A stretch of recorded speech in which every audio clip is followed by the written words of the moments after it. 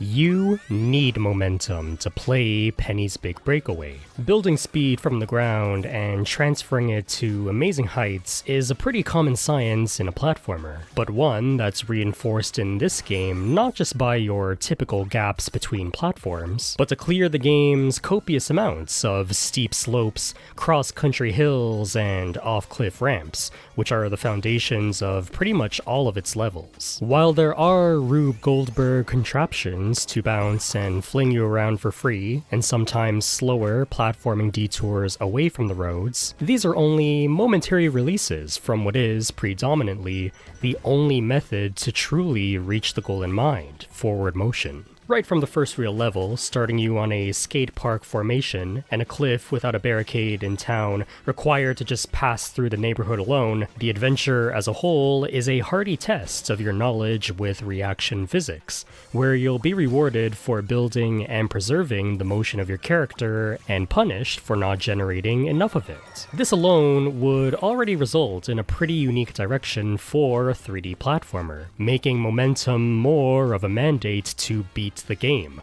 a cut above even some of its obvious inspirations in the genre, like the Sonic the Hedgehog series. But this game also does something pretty bold and blunt that pushes this idea over the limit, something that's bound to, and has evidently already, melted the brains of those who play it for the first time. Unlike other platforming superstars that control pretty great out of the box, immediately gifted with a sense of acceleration, responsiveness, and momentum, Penny kinda sucks to play as on her own. One might even be tempted to call her an outcast to the genre if you wanted to look at it from the worst way possible. Penny has a decent jumping height, and you're gonna be perplexed by her ability to swing an old school yo-yo in any direction and independently from her movement. But her primary ground speed is capped to an aggravating degree. There's no such thing as sprinting or even running when controlling Penny. Worst of all, though, is that she has no natural or positive reaction to any sort of curved terrain. And for a world that's almost entirely crafted for those who can be in motion and stay in motion, it's no wonder she starts the game as some town misfit, clinging onto any crumb of chance to catch a big break in this world. But this glaring flaw to her character, as far as I'm concerned, feels pretty intentional, and one of the big signs of this is that Penny's inability to momentum doesn't get improved as much as it does find a brilliant workaround.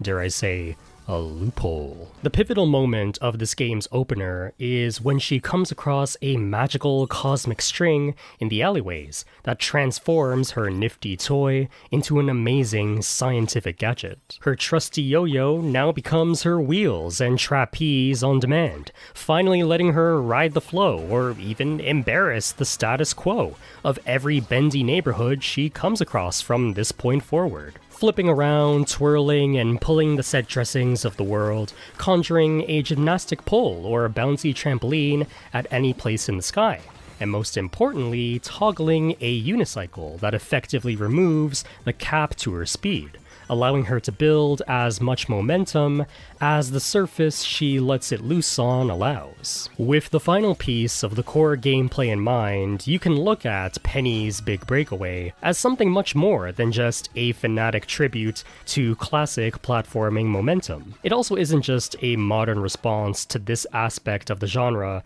that would typically get taken for granted, but now becomes engineered entirely in this new age of level design philosophy. This is a platformer where you're meant to control a platforming amateur, someone with little to no platforming talent in a world where you need platforming talent to cross the street alone, but carries the tools and potential to become as talented as a classic platforming titan. And while it may be that one fundamental rule of playing as someone who is not always gifted with good controls and physics that may deter some players from getting into this game, maybe at worst it might be the culprits that you could argue makes it an unfaithful throwback to its inspirations, it's this exact twist to the genre that actually ended up fully cementing Penny's Big Breakaway as one of my personal favorite releases of the year so far. But why would I rate a game where you play as a loser so high? Well, if the character you play as doesn't have any superpower or natural talent in them, then it's their resourcefulness and handiness with whatever tools are in their possession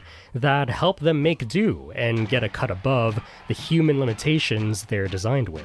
And one of the genuine qualities of Penny's platforming is its focus on weapon-based gameplay. Like I mentioned before, this is the one thing about Penny in her vanilla state that does make her stand out, and sure enough, it becomes the foundation for her fantastic feats in the core gameplay. The thing about designing a game around a weapon, especially for one as eccentric as a yo-yo, is that it has to have functionality that requires more than one step.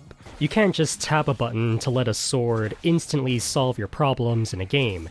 It needs to be comboed, and comboing is the best way to describe how the yo-yo factors into the platforming here.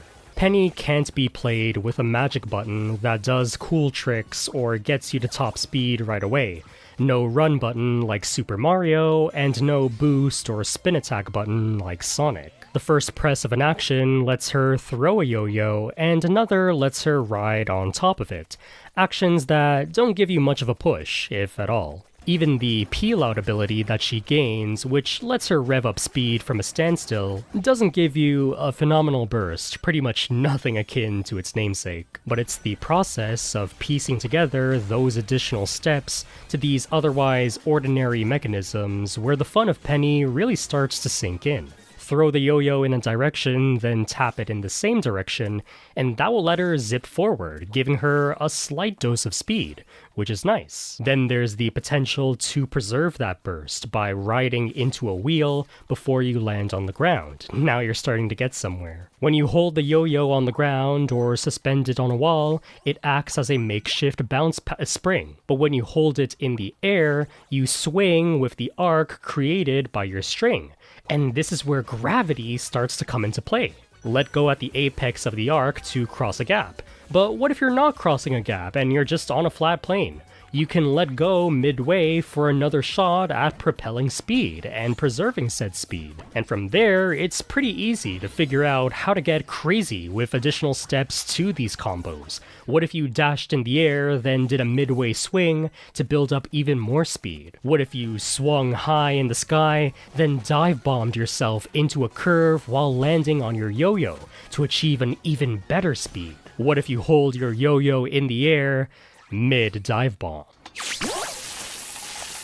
The beautiful thing about the speeds and heights you can achieve in this game is that they have this sort of workshop quality to them. There's no brake or acceleration pedal built into Penny, no option to reach top speed, as much as there is no option to drop your current momentum. To speed up or slow down, you need to think smart with what you know about your tools. If Penny is going too slow, you need to walk through a workable routine on the fly to get her to speed. If Penny is going too fast, or you need her to change directions on the fly, you need to make some detours or take advantage of motor functions that will get her to steer smoother. The moment-to-moment gameplay is less about what magic superpowers you can slap the input of in quick time reaction to obstacles. It's more about constant spatial mapping and blueprinting, forming contraptions based on your current surroundings and the space and functions of Penny. Like I said before, Penny's levels are home to a handful of unique stage gimmicks and transformable power-ups that transport or put you up to speed automatically without much effort. But these don't make up the entire level. These are only cathartic playground rides in what is essentially a vast national park, where most of playing Penny is about this central mindset that you cannot sugarcoat the ability to go fast. You need to know the points of the environment that let you seize or bask in those chances. And most importantly, you need to know how to physically reinforce Penny to get her to those opportunities. The only way to make her do the fantastic flips and slick speeds you're seeing here is if you have the imagination to prop her up for success. And isn't that just a lot more poetic and appropriate to have a game with a circus acrobatic theme and make it based on the magic of a super tool than a superpower? Something with incredible potential that's easy to mishandle and cause chaos, but also something that can become an old, reliable, prized possession that you're talented enough to use to make incredible things happen at the drop of a hat, and not because the tool itself is inherently magically incredible, but because you're incredible enough to know how to make good use of it. Out of anything I've played this year, and from most platformers that I have played recently, Penny's Big Breakaway feels the most empowering to me. I brought up how this is a more demanding approach to something like Mario and Sonic, but Penny does exude the advanced platforming potential and combination gameplay of those iconic series, where even if Sonic has great acceleration with the press of a D-pad, it's getting him up against curves or bends in the terrain, or using his overpowered functions in the modern entries to advance somewhere beyond the intended flow of a level, where his true potential as a speed demon truly shines. And though you're meant to run and jump with Super Mario, things like long jumping and triple jumping in the 3D games also share a combination quality to pull them off, where plotting space and performing multiple steps of a jumping routine are necessary to do some of the more skill-based feats in the game. I think, outside of momentum-driven games though, one old-school throwback that I really didn't expect Penny to remind me of is the pioneer of dual-stick platforming action, Ape Escape. Another platformer that also had you play as a pretty middling human character on their own, who manages to be spectacular at what they do by being good with their hands and the tools and toy-shaped tools that they're gifted with. Penny's yo-yo channels a lot of the same practical and technical energy as an Ape Escape gadget. Being mapped to the right analog stick means that the direction of yo-yo attacks can't always be predetermined or visually guided, but something you have to naturally learn the trajectory and distance of. The game does have a more streamlined alternative to yo-yo attacks that lets you swing with the face button relative to whatever direction Penny is facing, like any other game with an attack button. I can see most players resorting to this action after getting frustrated with the stick feature, but I think they'll end up missing out on a lot of fun multitasking action and expressive play that using the right analog stick provides. Because with the dual stick option, you can steer Penny's jumping height while also aiming at something that doesn't have to conform to that direction. And in general, I think there's something cooler about an attack option that complements bodily awareness of your surroundings. Much like how the left stick can be akin to the running legs of your character in a 3D environment, the right stick can act as their hands. If something catches your eyes in a 3D space, then with your gut reaction, you point the stick at that direction, and it feels good to catch it in tandem with whatever movement you were plotting. It's through making these comparisons to its inspirations where you really start to understand why the game sticks out and even why it's caused some divide. The big difference with Penny's Big Breakaway is that all of these cool things about the platforming isn't resorted to the skill ceiling. The skill ceiling of Penny is practically the skill floor. Everyone who tries this game will have to play and learn it in this technical sort of way. In the world of Penny, momentum is a must, but so is mastery. And it's because of that reality that, on one hand, I totally understand why this would be the type of game that's hard to commit to. It's a pretty daunting and demanding set of expectations when casually playing the game is in the same ballpark as being phenomenal at the game. If this was your first platformer, or if you were expecting something closer to the magic and gateway drugs of games like 3D Mario or especially Sonic the Hedgehog, you're gonna be mad disappointed that it isn't willing to meet you halfway like those titans are famous for doing. The argument to call the game unfriendly definitely holds some ground, even if the skill floor doesn't. But all that being said, the big reason why I'm so forgiving about this, and why I find a lot of goodwill, and above all, enjoyment in this direction it's going for, is because I see Penny's Big Breakaway less as a spiritual successor to the momentum of platformers, but more of a bold response to the momentum of platformers. Poking at that hidden magic beyond the instant magic of tapping a button to make a character become super, where you push them to do some unbelievable things that may not always be intended, but are validated and supported by the fact that you were smart enough to put the pieces together. A skill ceiling can be ignored, but that doesn't stop people like myself from wanting to reach it, and years of pushing the momentum and combo potential of video game characters for embarrassing amounts of hours felt vindicated to me this year when a game released that basically rewarded and designed the entire experience on that niche leisure of mine. In fact, I'll come clean right now with the most juvenile way to explain why I enjoy this game so dang much. Penny's Big Breakaway to me is less of a platforming video game and more like a toy. This is one of those 6-in-1 discovery toys you'd find at Mastermind in the mall, a circus lady Frankenstein with a yo-yo to her body, then digitally converted into an electronic piece of entertainment. This game is the epitome of not just cruising your Hot Wheels toys on its intended playset, or ripping a Beyblade on a plastic concave arena, but letting them loose in the world around you, on a downhill street, in a handmade contraption of crap in your basement, down an empty water slide, or by the schoolyard pavement during recess.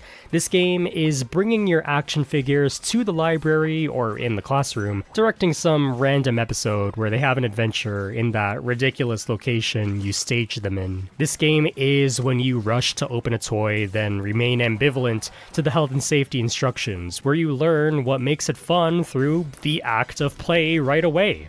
And over time, random things about your toy's functionality surprise you and give you even more possibilities of what it can be enacted on. Now, video games are technically toys, unlike what some adults would like to convince you otherwise, but playing Penny gave me the freshest insight towards the difference between the appeal of a video game character and the appeal of a toy action figure. You want to play as Mario and friends in a video game because of the ability to press buttons to make them run super fast or shoot out magic projectiles, and you want to play as Sonic in a video game because of the gimmick of pressing a button to go at hundreds of miles per hour. The kind of privilege that's not really granted to a toy. A toy has cool built-in functions and preset playsets to make them perform in an intended way. But a big part of genuinely having fun with a toy is imagining and putting to action with your own two hands ways to make it gel with any physical or situational possibility you prep them up against. And in contrast to the fun of playing with games that's typically predetermined or wish-fulfilling, the fun of toys specifically is personally handcrafted. A toy isn't special because of a button that lets it do a thing.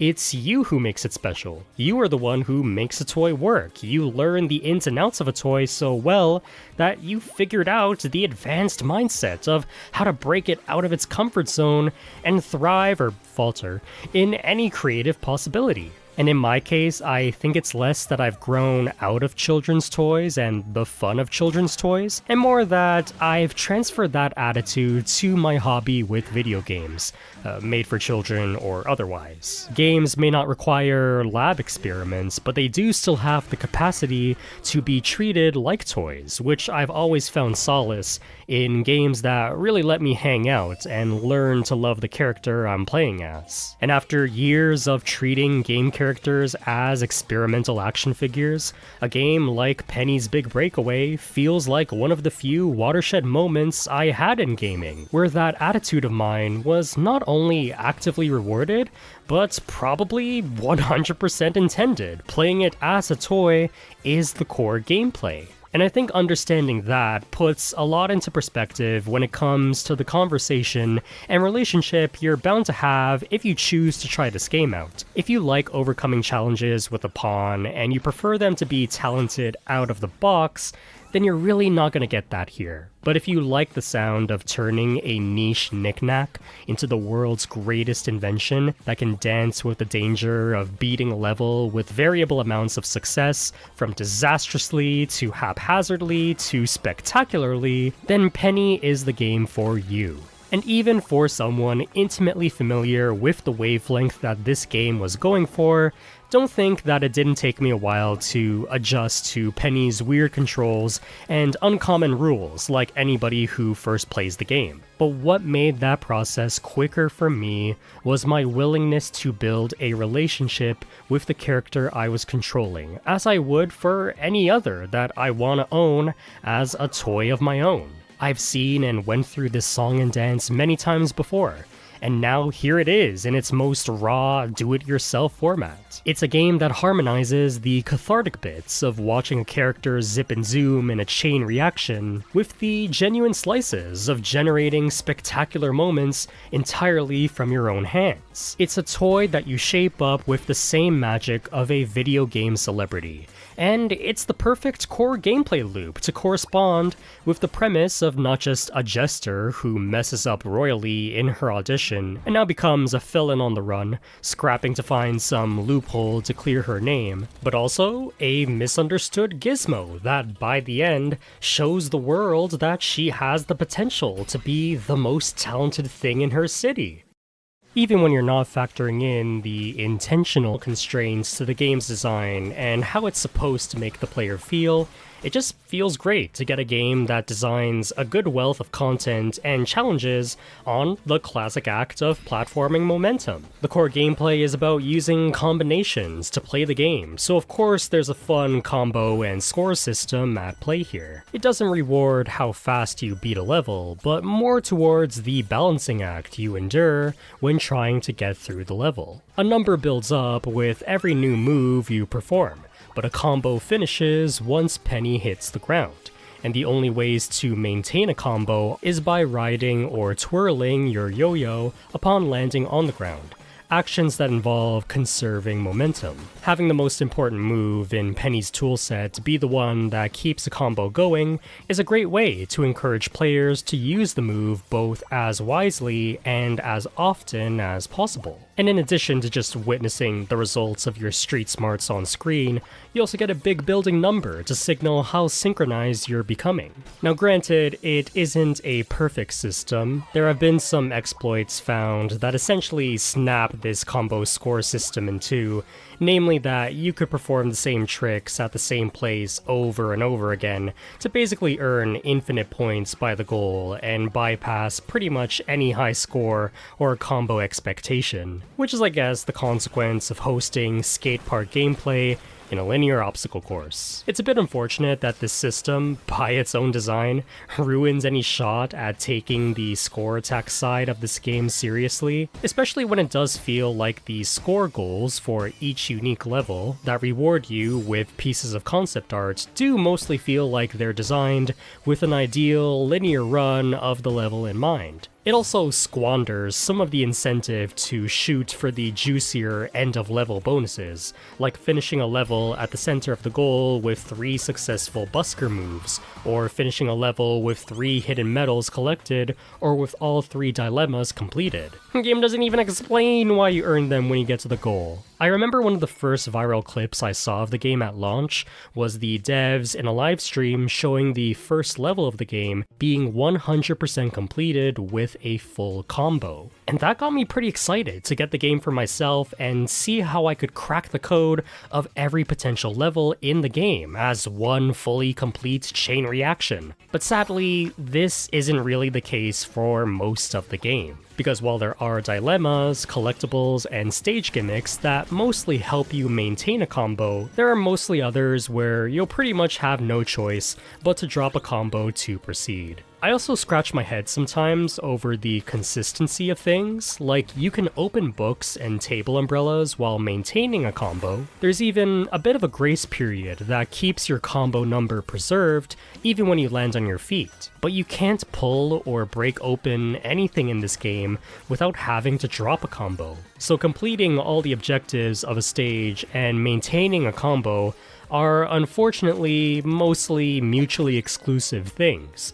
Obviously, it's not the end of the world to have to end a combo string to get through a part of the game, and it did end up making me think really carefully about the correct roadmap to score as much as possible, full combo be damned. But it does also make me think that there was a missed opportunity to have this sort of clean slate completion be viable for every level in the game. And on the whole, you're gonna have this sort of mixed relationship with the score system, where you're gonna get allured by the goals and want to find legitimate ways to capitalize on them, but you also don't quite know how to always reach it in a pitch-perfect fashion. And also, in the end, there's not much of a point to put so much thought into it when it can be manipulated so easily. I think for a game about building up to special moments in the gameplay, a more specialized scoring system would work out a lot better here. Look at something like Sonic Adventure 2's ranking system, for example. That game doesn't just praise you for every single action you do, but grants you bonus points for pulling off very specific stunts along the way to the goal, making it clear that the best way to reach the requirement for the highest rank is to manage as many of these tricks as possible, which for a linear game and not some collectathon playground to explore, can be seen as its own sort of special collectible to encounter, even if it's not physical. A system that cheers you on for doing the best parts of the game, rather than how long you can do anything in the game, would technically play out better in Penny. But I will admit that while this system is very flawed and could have been communicated a lot better, that didn't stop the combo system from being one of the most fun parts of the game for me, at least on the surface of it. I don't know what to tell you, I just like seeing a big number stay on screen and reach triple digits as I'm juggling Penny across these highways. And at its primary level, it does work as an effective teaching tool towards the combo nature of the core gameplay. And when you're not playing to such a perfectionist standard, it does seem doable to at least finish every level with a full combo, albeit with some workarounds and detours that help you avoid some of the game's more strictly designed segments. And yeah, I made a big deal about requiring momentum and speed in this game, and a lot of the buzz surrounding it is how it was the first unique project developed by a team who professionally recreated one of the most time-attacked gameplay sciences of all time. Even this game feverishly wants you to get to its time attack as soon as possible, having it be one of the very first unlocks you receive. And while there is a ton of potential and enjoyment out of beating these levels as quick as possible,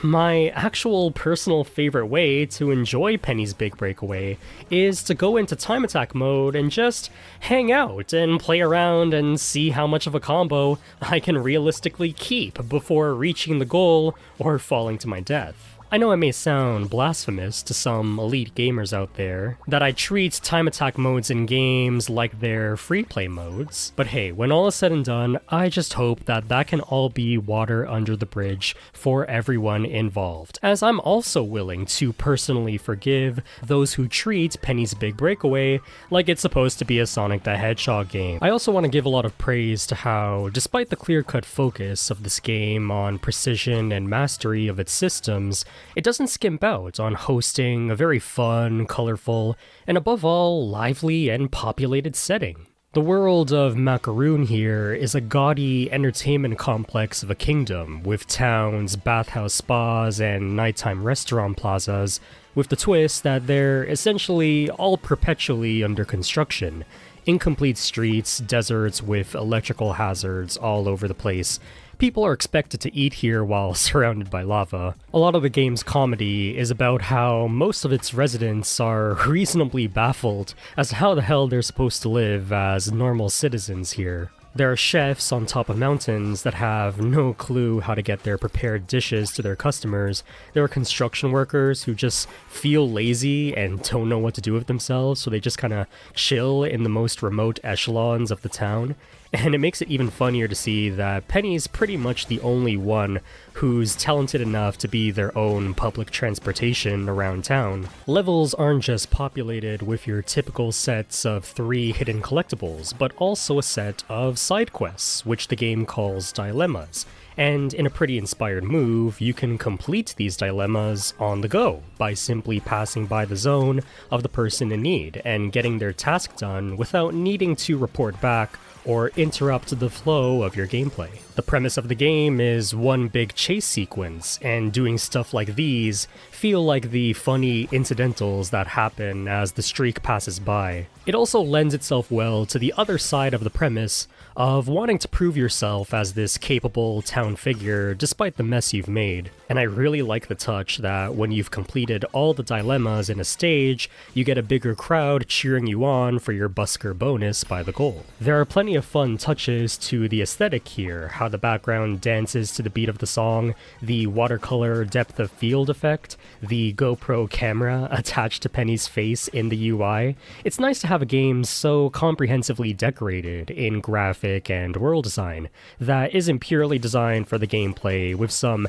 abstract reasoning as to why it looks like a test area. Instead, you get a physically dense neighborhood that you can hop around or take into sights and get to know the locals if you feel like doing so. Probably the funniest thing about Penny's character art design is how it takes inspiration from images of overdressed French nobles around the time of the yo-yo's origin. But the coolest thing about the art design is its clear inspiration from the 19th century Bauhaus movement, a modern German style that sought out to combine functional and fine art into a solitary unit. Modern manufacturing made for a purpose, combined with the soul and theory behind creative arts. The world of Penny is a very colored and decorated universe, but also one with very defined and clear-cut shapes to its architecture and terraforming, where you can visualize and rationalize at a glance how a vehicle is meant to roll and ride on this world, while also marveling at how it also serves as a canvas for inventive color combinations and patterns. Function and style being served together fits not only the gameplay and art design, but also the feel of the soundtrack too. Coming off the bombastic and vibe-pumping stylings of classic Sonic, I did really like how the compositions for Penny weren't afraid to get more silly with the stage tracks here.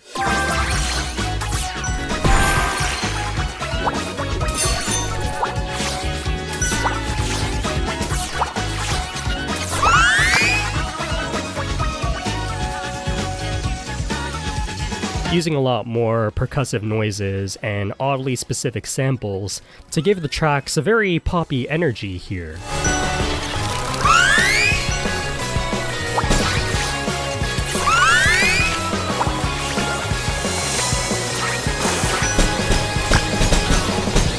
Which again reminds me of the sampling house jungle stylings of the soundtracks for the Ape Escape series, another comparison I did not expect to make. Hiya! Hiya! Ow! Hiya! Yeah!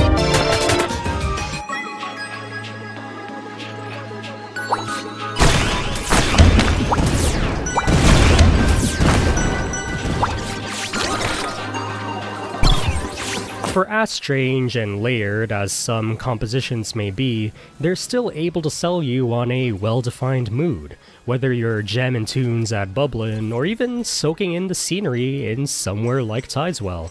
I want to shout out this track in particular. It just fills me with a very wistful but calming sensation. It just kinda caught me at the right time, I guess.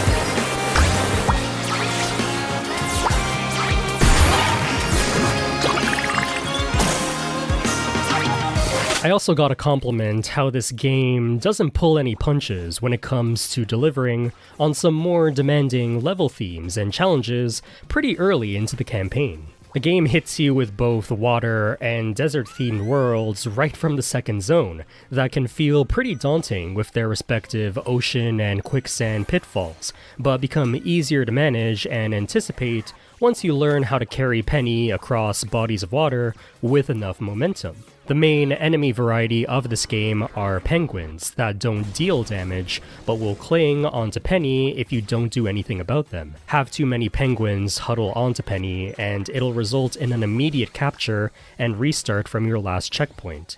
It's a very forgiving enemy, but one that also punishes you for being too careless around them, not to mention the fact that one penguin can single-handedly disrupt your current combo. So playing it smart and workshopping detours around hordes of penguins once again encourages that combo style of play. And while these penguins are scattered throughout most of the game, it feels poignant when an entire zone situated in the outskirts of this world features no penguins whatsoever, and puts a greater emphasis on sparser platforming. While on the flip side, there's an entire zone that acts as the natural habitat of all penguins, making it one of the more treacherous parts to reach in the game. Also, without going into too much spoiler territory, it did catch me off guard how this game feels like it has several endgame zone themes going on. Like any one of those zones could have acted as the finale, but then I'd be surprised to see the game continuing, and I wasn't quite sure when exactly things would wrap up. It's a nice surprise to see the game keeping up its momentum even towards the end. Penny's Big Breakaway has a pretty beefy amount of content, not even counting its unlockable Star Globe levels, which is refreshing to see that for as much thought as they put into the mechanics of the game, they had a lot of bottled up creative ideas that they wanted to unleash it onto, that gets delivered in a nice amount of bulk in the main campaign. But that being said, I think a big part of why we don't get these momentum or physics-centric games very frequently is that there will come the inevitable risk in said game when the momentum sort of falls off, and in a pretty glaring way at times. We've discussed the discrepancies of things like the combo and score system, but even on the surface, Penny is a game with a lot of ground rules and quirks going on under the hood, which does mean you'll run into some glitchy spots or moments where things are pushed a little too ahead of the game's undercurrent logic. Don't get me wrong, it's far from a broken mess even when I played it at launch, but I did remember running into some strange speed spikes or moments where I clipped through a floor when I least expected it to happen. Thankfully, the team has promised patches to continue overlooking any problems like these that will hopefully guarantee a more consistent run for everybody playing the game moving forward. But besides areas of maintenance and mechanics, there are a few spots in the level design and gimmicks that don't always show the gameplay in the smoothest of spotlights. I'm thinking of things like pole-swinging arrows having a weird and inconsistent trajectory with your stick at times, or some gimmicks with zippy animations that you think would keep you safe from harm, but end up potentially flinging you out of bounds when they probably shouldn't. I think my biggest nitpick here are the zip lines, the most recurring automated gimmick in this game, which aren't inherently bad and do make for some nice scenic buffers between sections of gameplay, but on replays it'll really grind your gears how slow and uneventful these things are, especially when compared to other faster and more interactive ways that you could get around the stage. They're just abrupt cutscenes that don't really flow with the game as much as I think they could. Like, I don't like how it's pretty finicky to get back into a radial ride by the end of some of these zip lines. They just kinda spit you onto the ground, making it pretty easy to lose your combo if that's the playstyle you're trying to go for. Maybe a bit of a safe liftoff or cathartic leap at the end of these, and just some element to make it go faster, would have helped these sections from feeling as aggravating as they currently do to me. But on a larger scale are a couple of set pieces that don't really have much to add to the conversation about momentum or playing it smart, where you're forced to stand or float around and play a waiting game. I understand the ongoing debate about whether games with a focus on speed should or shouldn't host some sort of slower platforming section to them, whether it's worth having that contrast between fast highways and more considerate exploring or platforming platforming segments that help you appreciate the moments when you can go fast, or if adding them is a pretty harsh wall to make a player run into. But I think the pioneer of platforming speedrunning gave a pretty definitive answer to this by saying that, well, not every section needs to be a fast lane, but does need to have the potential to be detoured through some clever thinking by the player, which Penny features pretty frequently for most of its deliberate sections, while others don't have much of an escape from what is essentially an elevator before the freeway. I suspect that some of you who've played this game, or have seen examples of lame arena bosses from other speed-focused video games, are on the edge of your seat right now, waiting for me to tear into the lame arena bosses of this game. But all I'm gonna add to the conversation is, it didn't need to be this way. And I think the reason I feel that way is because I genuinely did quite enjoy the first two bosses of this game. Then I noticed how my enjoyment of them went downhill from there. The boss fight of the second world in particular gives a pretty subtle clue as to how the bosses of this game should have went down, at least in my opinion. At the end of Tideswell, Penny has a scuffle with a walrus named Sheila, whom Penny had cut in line for her audition at the opening of the game. Her fight involves racing to get to her submarine while screwing in the big blue bulls, similar to the unique gimmick that Tideswell introduces. And in the end, you win the fight not by defeating her, but by using your acrobatics to indirectly help her fix her broken submarine. It's a nice tie-in to the dilemmas of the game, where you use your current platforming route and flow state to take a detour to help out those in need. And it's a fun way to conduct a boss that both tests your knowledge of the unique gimmicks of the world, your current momentum-based skill level at the game, and one that doesn't involve direct confrontation with the boss, resulting in a heartfelt little closure to the fight.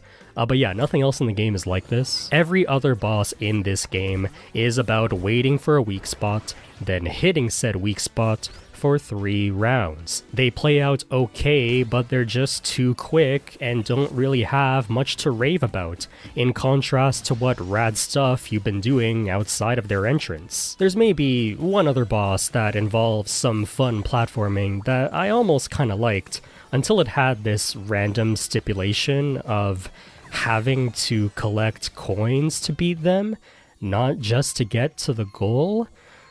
Okay. It's a shame because I do like the driving force that this game's story delivers in relation to the core gameplay. Penny is an innocent criminal on the run, the best reason for road tripping across all these random world themes, but also someone with a good heart who wants to prove herself to the world and make do with any situation she's in.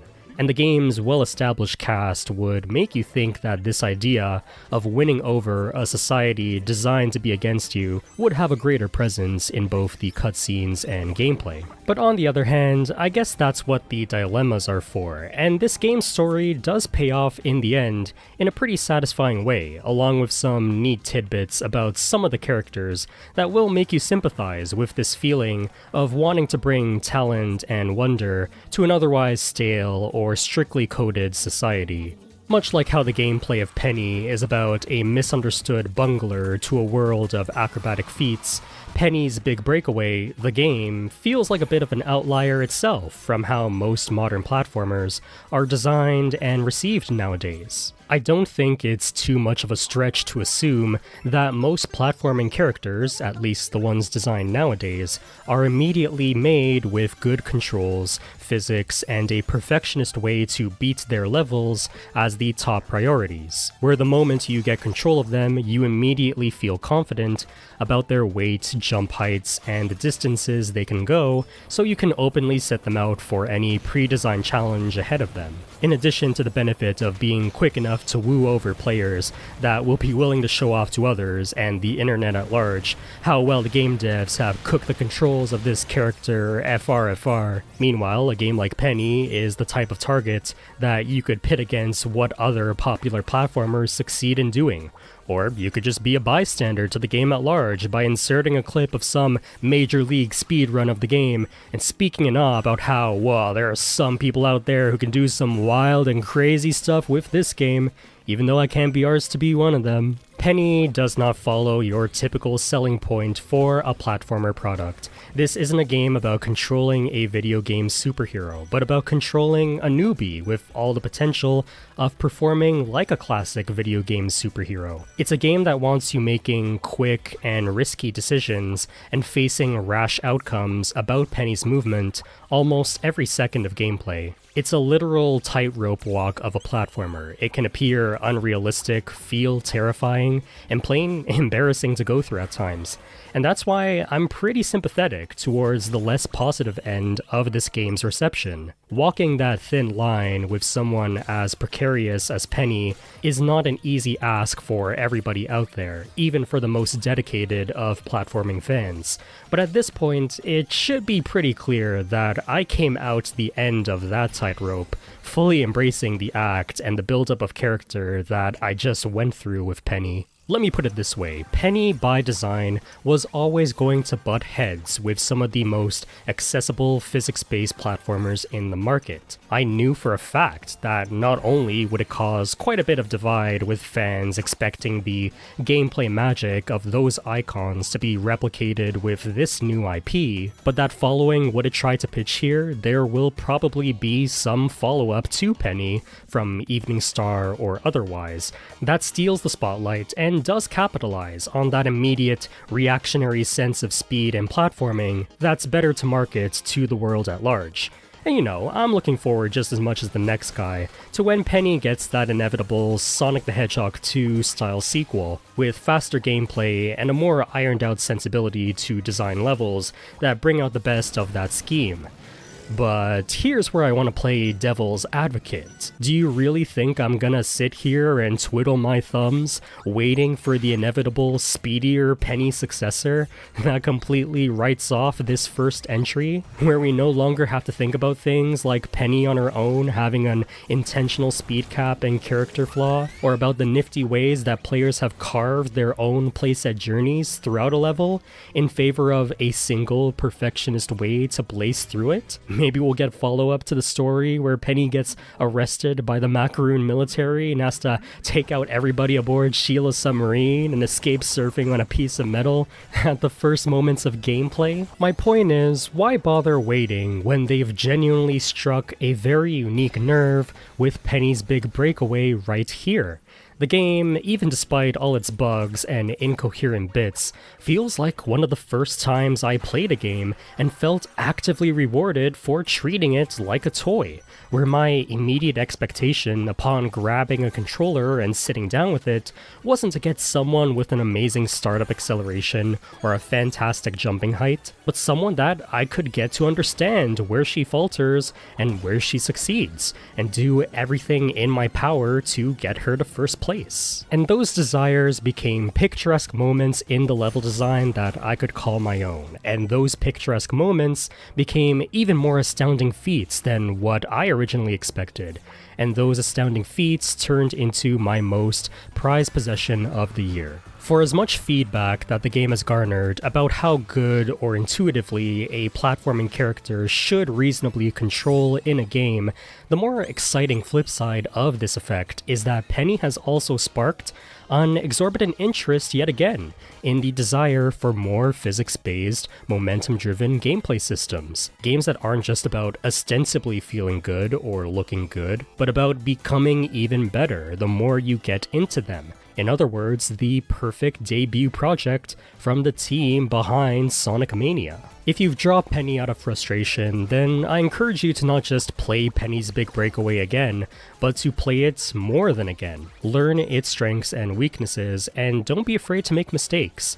And if it doesn't work out after all, then I totally get it. I made a comparison between the appeal of video games versus toys earlier, but I think this game also speaks volumes about the appeal of games as instant entertainment versus games as a sport. Perhaps Penny may not be everybody's cup of tea, but I think several flips and radial rides later, I've come to really love this toy shaped like a digital video game, and I hope those who are willing to see it through can come to that conclusion too.